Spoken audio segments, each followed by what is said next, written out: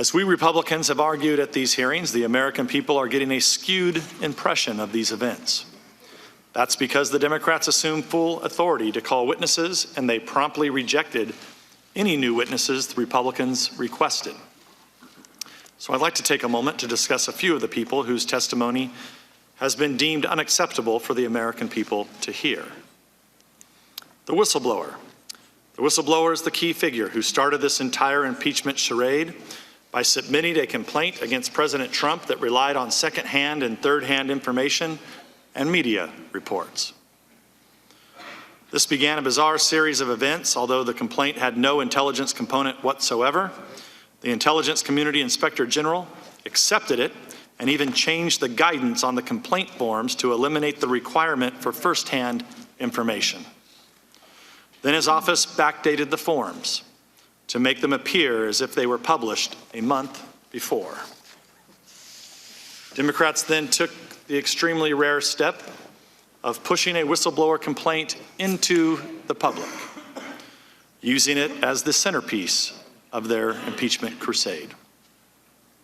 We later learned that Democratic staff had prior coordination with the whistleblower, though the Democrats themselves had denied it on national television.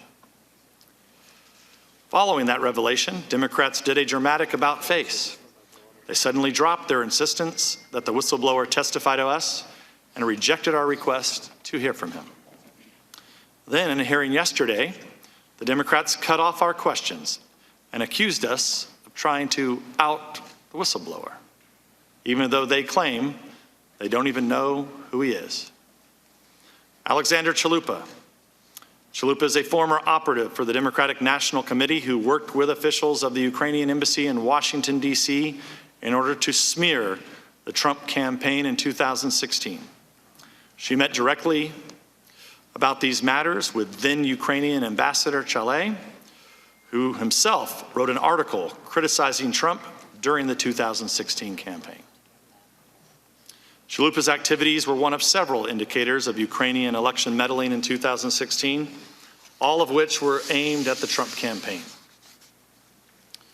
Once you understand that Ukrainian officials were cooperating directly with President Trump's political opponents to undermine his candidacy, it's easy to understand why the president would want to learn the full truth about these operations and why he would be skeptical of Ukraine. Hunter Biden. Biden is another witness who the Democrats are sparing from cross-examination. His securing of an extremely well-paying job on the board of a corrupt Ukrainian company, Burisma, highlights the precise corruption problem in Ukraine that concerned not only President Trump, but all of the witnesses we've interviewed so far. The Democrats have dismissed questions about Biden's role at Burisma as conspiracy theories. Yet they're trying to impeach President Trump for having expressed concerns about the company. If we could hear from Biden, we could ask him how he got his position, what did he do to earn his lavish salary, and what light could he shed on corruption at this notorious company. But Biden would make an inconvenient witness for the Democrats, and so they've blocked his testimony.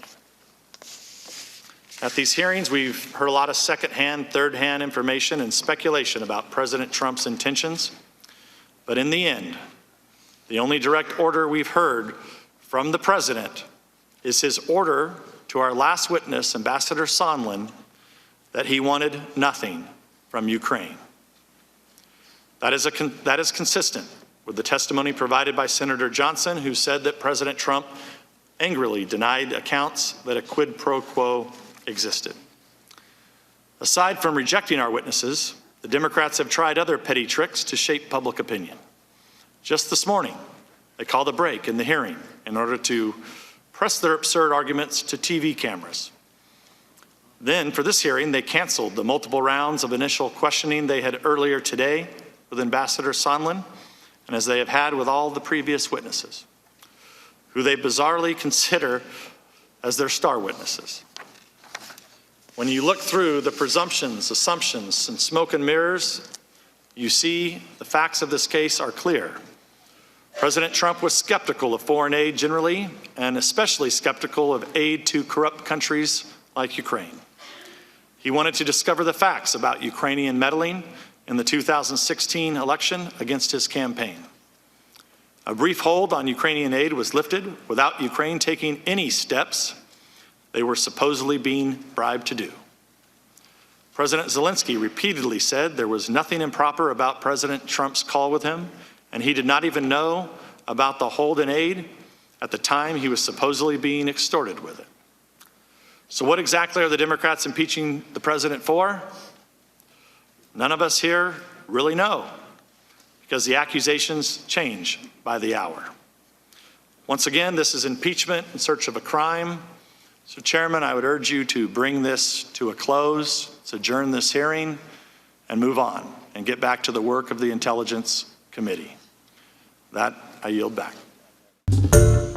Hi, everyone. George Stephanopoulos here. Thanks for checking out the ABC News YouTube channel. If you'd like to get more videos, show highlights, and watch live event coverage, click on the right over here to subscribe to our channel. And don't forget to download the ABC News app for breaking news alerts. Thanks for watching.